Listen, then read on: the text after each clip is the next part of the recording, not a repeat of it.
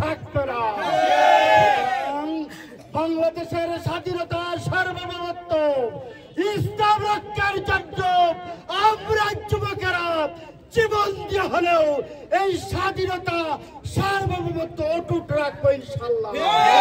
এই সংগ্রামে বিজয়ী না পর্যন্ত আমাদের সংগ্রাম অব্যাহত থাকবে ইনশাআল্লাহ।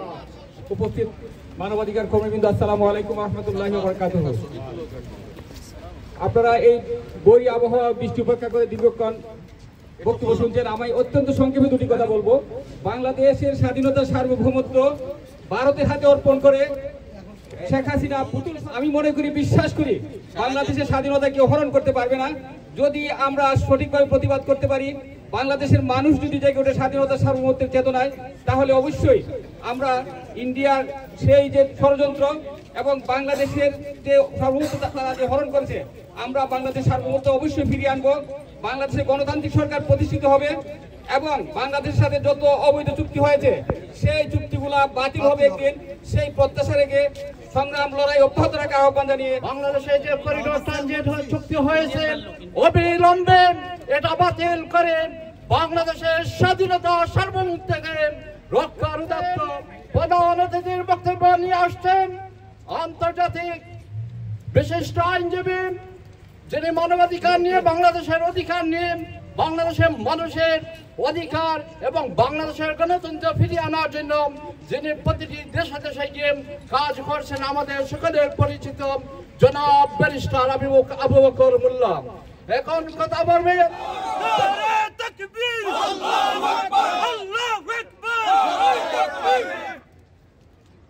সংগ্রামী উপস্থিতি, সাংবাদিক বৃন্দ এবং আজকের প্রোগ্রামের যে তিনটি organisation, online activist forum, stand for Bangladesh and universal voice for human rights, সকলকে ধন্যবাদ যারা আজকের এই প্রোগ্রামটা আয়োজন করেছেন।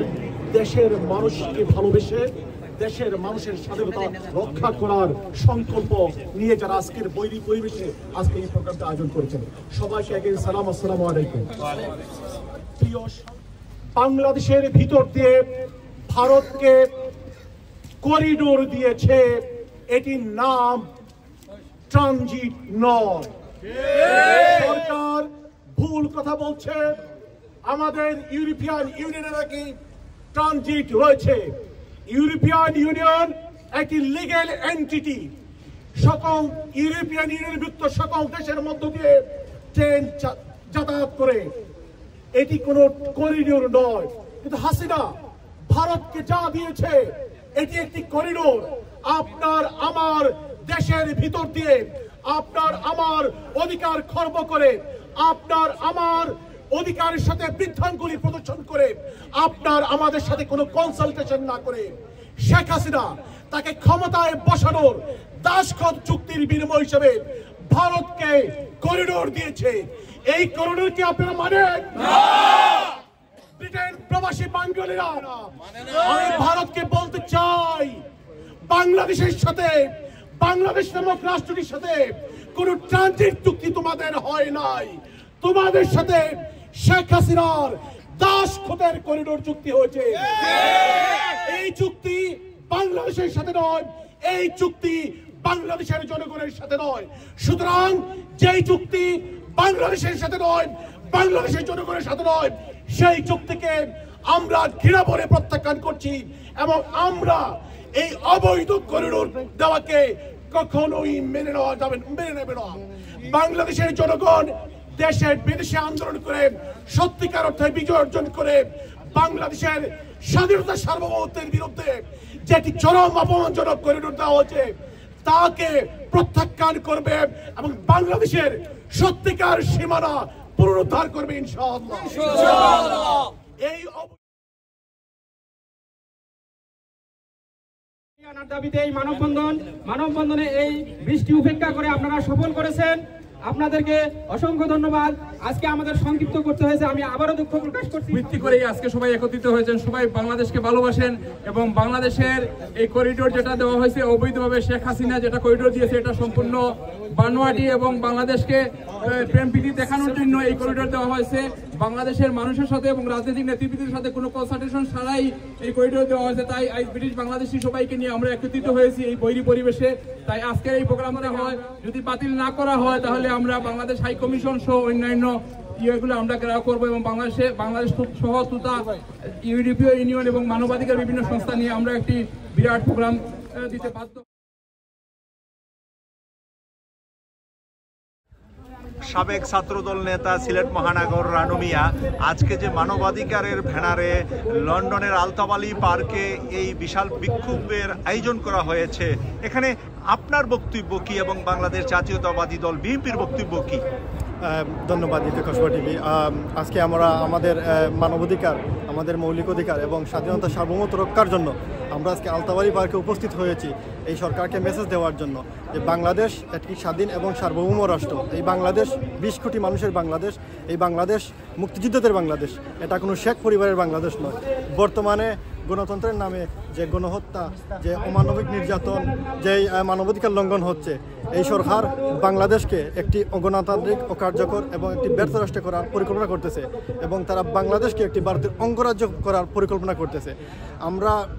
আমরা এখান থেকে এর তীব্র নিন্দা এবং প্রতিবাদ জানাচ্ছি এবং আমরা স্পষ্ট বলতে চাই যে ভারতকে বাংলাদেশের করিডোর ব্যবহার করতে দেওয়া হবে না এবং যতদিন না পর্যন্ত এই ফাঁসি টাকা পতন না হবে ততদিন পর্যন্ত আমরা আমাদের আন্দোলন চালিয়ে যাব ইনশাআল্লাহ।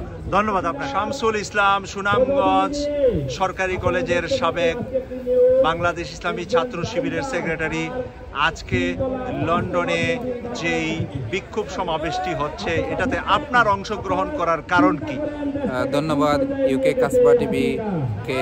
আজকে আমরা এখানে উপস্থিত হয়েছি, আপনারা জানেন বাংলাদেশে গণতন্ত্র নেই, বাংলাদেশের স্বাধীনতা নেই। এই ফ্যাসিস্ট দিল্লির দাসী হাসিনা বাংলাদেশকে একটি অগণতান্ত্রিক রাষ্ট্রে পরিণত করেছে। বাংলাদেশে ওরা একনায়কতন্ত্র কায়েম করেছে। আজকে ভারতকে বিভিন্ন ধরনের সুযোগ সুবিধা দিয়ে বাংলাদেশকে চাচ্ছে একটি ভারতের অঙ্গরাজ্যে পরিণত করতে। ওরা আমরা দীর্ঘদিনের দাবি নেপাল এবং বাংলাদেশের সাথে একটি রেল যোগাযোগের জন্য, কিন্তু ভারত থেকে এটি শেখ হাসিনা আদায় করে নিতে পারেনি বিগত 16 বৎসরেও। কিন্তু আপনারা জানেন এই কয়েকদিন আগে বাংলাদেশকে রেল ব্যবহার করার জন্য দিয়েছে, বাংলাদেশের মধ্য দিয়ে ভারতের রেল যাবে, কিন্তু আমরা এটা মেনে নিতে পারি না। এই হাসিনা বাংলাদেশকে চাচ্ছে একটি ভারতীয় অঙ্গরাজ্যে পরিণত করতে। আমরা এর তীব্র নিন্দা ও প্রতিবাদ জানাই। ধন্যবাদ আপনাকে। বক্তব্য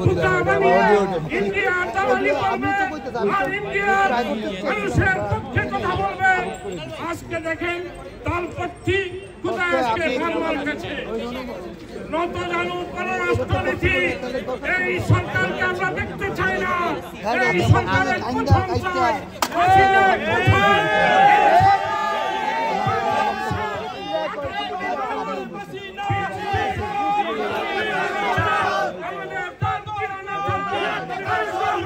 আমার তো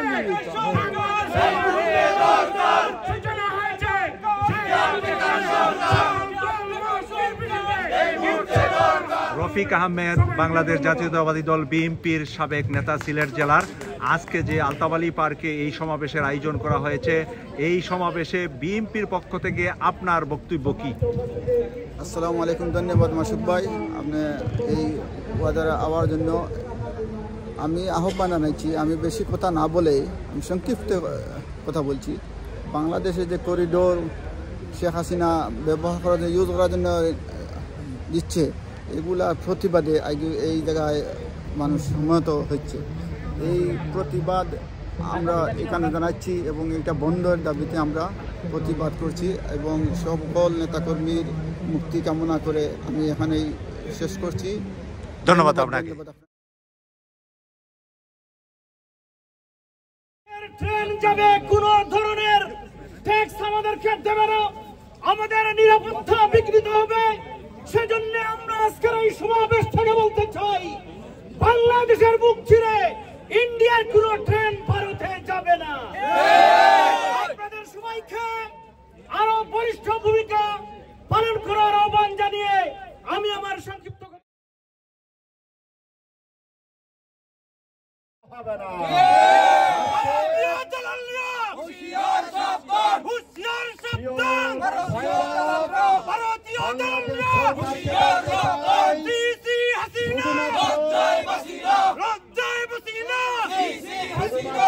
বাংলাদেশ সরকার নিরাপত্তায় থাকবে আর বাংলাদেশের 16 কোটি মানুষ অনিরাপদ থাকবে, সীমান্ত রক্ষিত থাকবে।